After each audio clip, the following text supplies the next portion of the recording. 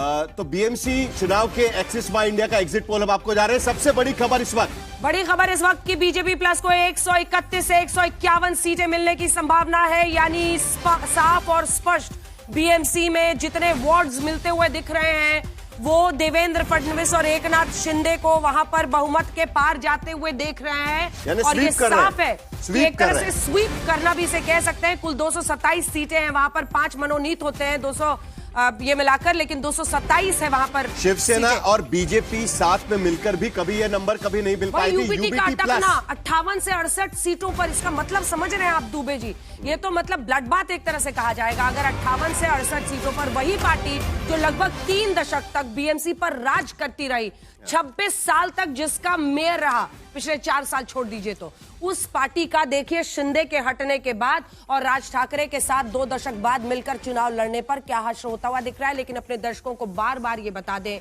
ये सिर्फ exit poll के अनुमान है, ये रिजल्ट्स नहीं है।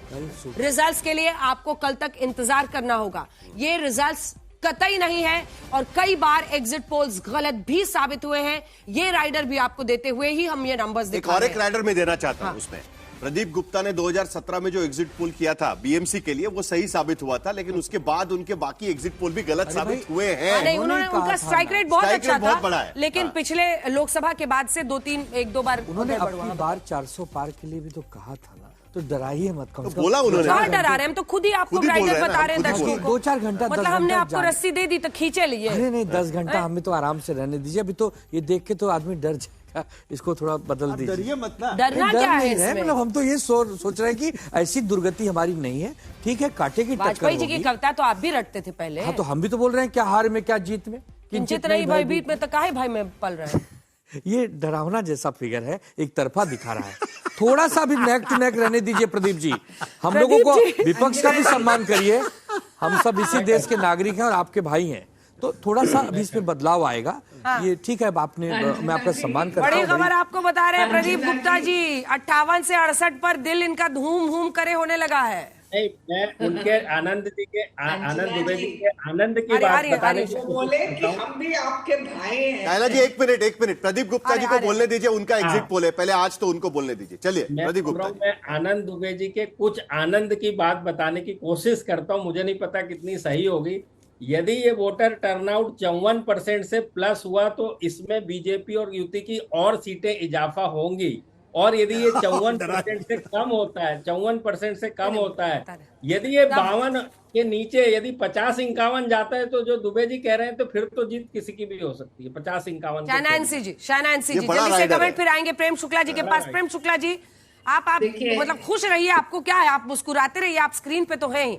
शहनांसी जी, ये क्या इंडिकेशन मिल रहा है? दुबे जी को अभी पता नहीं चल रहा है कि क्या बोलना चाहिए और कैसे बोलना चाहिए, क्योंकि उन्होंने सब चीज तो कहा है कि वो क्यों गए कांग्रेस एनसीपी के साथ, वो क्यों गए राज ठाकरे जी के पास, वो क्यों ऐसे बयानबाजी किए, और अभी लास्ट में वो इतने डेस्परेट हैं कि अंजना जी उन्होंने बोला हम भी आपके भाई हैं, तो थोड़ा तरस खाइए। तो दुबे जी, आपसे यही विनती है कि आप सोचिए कि कल आपका बहाना क्या रहेगा। क्या आप बोलेंगे ईवीएम, क्या आप बोलेंगे इलेक्शन कमीशन, क्या आप बोलेंगे नोट, क्या आप बोलेंगे कि डुप्लीकेट वोटर्स, क्या है आपका बहाना? जीतेंगे तो अहंकार में नहीं जाएंगे और हारेंगे तो हताश नहीं होंगे, बस यही 2 लाइन है। ओहो, एकदम मोक्ष। चलिए, जीते जी परम मोक्ष। चलिए, लेकिन ये भी स्वीकार कीजिए कि जो जीता वही सिकंदर, और हम जीते तो प्रगति के आधार पे। देवेंद्र, चलिए अभी शाइना जी, बीजेपी को मिल सकते हैं, बीजेपी प्लस को मिल सकते हैं 42% वोट। पिछली बार भारतीय जनता पार्टी अकेले लड़ी थी, 27% वोट उनको बीएमसी में पड़े थे, लेकिन 42% वोट बीजेपी प्लस यानी शिवसेना और भारतीय जनता पार्टी गठबंधन को मिल सकते हैं। 10% का गैप यूबीटी प्लस यानी उद्धव ठाकरे की शिवसेना और महाराष्ट्र नवनिर्माण सेना राज ठाकरे की 32% वोट उनको मिल सकते हैं। यह प्रोजेक्शन फिलहाल एग्जिट पोल के जरिए प्रदीप गुप्ता कर रहे हैं। एक्सिस माई इंडिया का एग्जिट पोल हम आपको दिखा रहे हैं। पिछली बार 2017 में शिवसेना को 28% वोट पड़े थे, यानी अब राज ठाकरे के साथ जाने के बाद 32% का वोट शेयर पा सकते हैं यूबीटी प्लस। ये प्रोजेक्शन फिलहाल दिखा गया है। और अन्य खास करके कांग्रेस अगर हम देखें तो 13% का वोट शेयर कांग्रेस के पास जा सकता है। यानी सीधे सीधे एक बार फिर आनंद दुबे जी, एक बार फिर कांग्रेस को कुछ कहना है तो कह लीजिएगा। अभी कांग्रेस के प्रवक्ता नहीं है। नहीं। 13% कांग्रेस, 32% यूबीटी प्लस, 42% शिवसेना और भारतीय जनता पार्टी। पिछले एक महीने से साहिल भाई यही कह रहा एक बार फिर कह सकते हैं आप। नहीं, मैं फिर एक महीने से यही कह रहा हूं कि कांग्रेस पार्टी को आत्मचिंतन करना चाहिए कि वो अपने सहयोगियों को पहले मार डालती है। आप भी तो उनको साथ में ले सकते थे। आत्मचिंतन आप कब कीजिएगा आत्मचिंतन? हमने तो बहुत अच्छा प्रदर्शन करने की कोशिश की। 20 वर्षों से दो भाई जो अलग थे, मराठी मानुस की बात करते हैं, महाराष्ट्र की बात, वो एक मंच पर आए, एक मुद्दा लेकर आए, एक विषय लेकर आए। उसके बाद अगर कांग्रेस को लगता है कि नहीं इनके साथ नहीं जाना है, तो इसका मतलब कांग्रेस ने किसी की सुपारी ली थी क्या? कांग्रेस ने आखिर ये वोट जो काटे हैं, कांग्रेस भरोसे ही निकले थे ना आप। कांग्रेस भरोसे ही आपको लग रहा है? जीवन भर हम लड़े थे अंजना जी, 30 वर्ष तो थोड़ी हो कांग्रेस जाइएगा। अगर कांग्रेस नहीं होगी तो अपने दम पर ये भाई बाला साहब ठाकरे की लेगेसी को क्लेम करने के लिए दम तो दिखाना पड़ेगा। अभी तो शिंदे साहब तो गए हैं बीजेपी के साथ, वो तो पोल है, अनाउंस्ड है। ये एग्जिट पोल है। हो सकता है ये बदले, हो सकता है उल्टा हो जाए, बिल्कुल, हम 150 पार हो जाए, हम बार-बार हम 150 पार हो जाए, बार-बार कह रहे हैं। तो अभी ये रिजल्ट नहीं है, ये अनुमान गलत भी हो सकते हैं। अनेकों बार मैं स्टूडियो में रही हूँ, एग्जिट पोल हमने दिखाया है, नंबर्स बदले हैं और बाद में हमारे चेहरे चलते हैं। हाँ नहीं, चेहरे तो चलने दीजिए। चेहरे से अगर दूसरों की दुकान चलती है तो उनकी दुकानें भी चलनी चाहिए। कई लोगों की चलती है, लेकिन एक शाइना जी को मुझे सवाल पूछना है। उनसे कुछ बोलना भी नहीं है। हाँ। उनसे कुछ बोलना भी नहीं।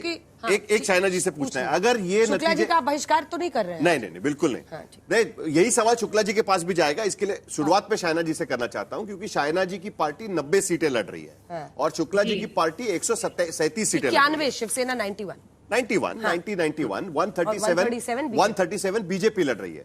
तो अब शाइना जी, हिंदू मराठी मेयर होगा, ये तो देवेंद्र फडणवीस बोल चुके हैं। अब आप उनको बता दीजिएगा कि शिवसेना का हिंदू मराठी मेयर होगा या बीजेपी का हिंदू मराठी मेयर होगा, अगर ये प्रेडिक्शन सही निकलते हैं तो।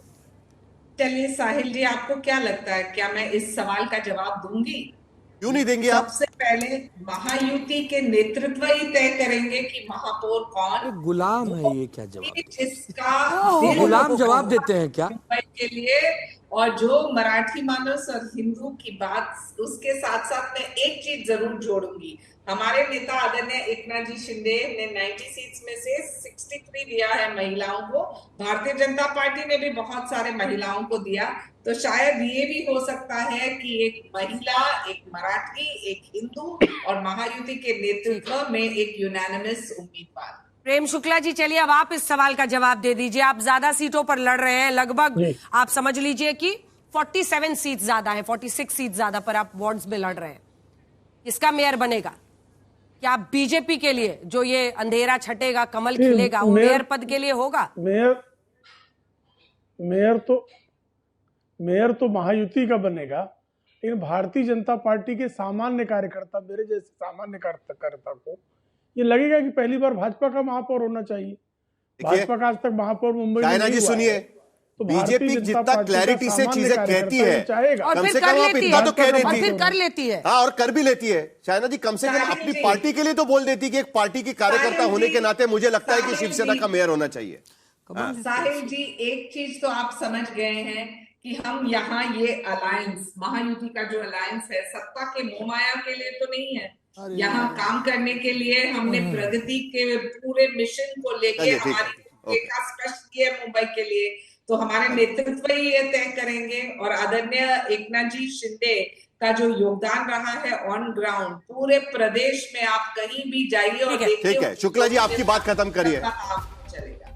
भारतीय जनता पार्टी प्लस को मिल सकती है 131 से 151 सीटें।